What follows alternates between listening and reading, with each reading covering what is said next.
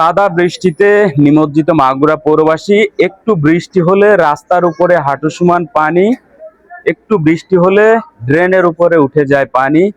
এমনটাই দেখা যায় মাগুরা শহরের বিভিন্ন ওয়ার্ডে। আমি এই মুহূর্তে দাঁড়িয়ে আছি মাগুরার গুরুত্বপূর্ণ একটি ওয়ার্ড, পৌরসভার 2 নং ওয়ার্ড, পুলিশ লাইনের সামনে। এখানে এসে আমরা দেখতে পাচ্ছি 5 দিন আগে যে বৃষ্টি হয়েছিল সেই বৃষ্টির পানি কিন্তু এখনো রাস্তার উপরে জমে আছে। এখানকার মানুষ এপাশ থেকে ওপাশে যাতায়াত করতে পারছে না। স্কুল কলেজে যাওয়া ছেলেমেয়েরা তারা কিন্তু ভোগান্তির ভেতরে আছে, আশেপাশে দোকানদাররা ভোগান্তির ভেতরে আছে। আসার বিষয় হচ্ছে ইতিমধ্যেই কিন্তু গতকাল থেকে ড্রেনের কাজ শুরু হয়ে গেছে। তবে এই যে বর্ষার মৌসুমে কাজটা হচ্ছে, এটার জন্যও এলাকাবাসী ক্ষোভ ঝাড়ছে। কারণ এই কাজটা যদি আরো আগে হতো, এই বর্ষার মৌসুমে যদি ড্রেনটা হয়ে যেত, তাহলে স্বস্তি পেত এই মাগুরা 2 নং ওয়ার্ডের বাসিন্দারা। আপনাদেরকে দেখাচ্ছি এই এলাকার পরিস্থিতি।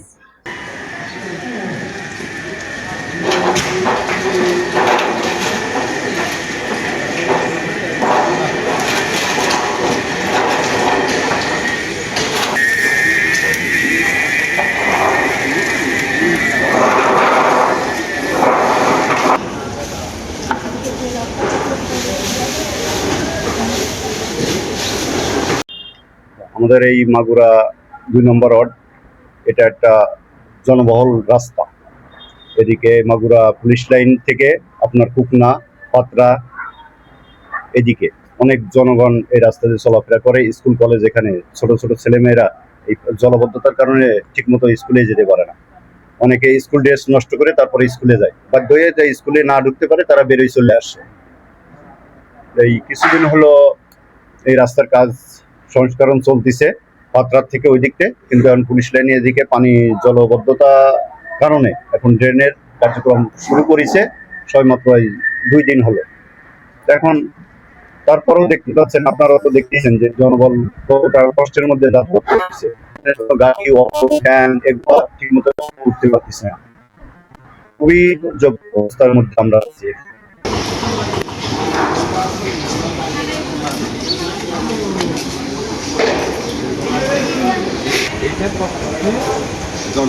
কথা বলবো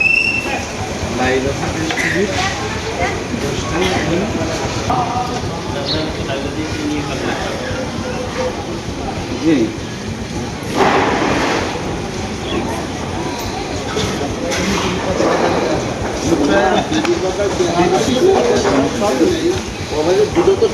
আসলে আমরা এই 2 নাম্বার ওয়ার্ডবাসী অনেক ভোগান্তিতে আছি অনেক দিন থেকে।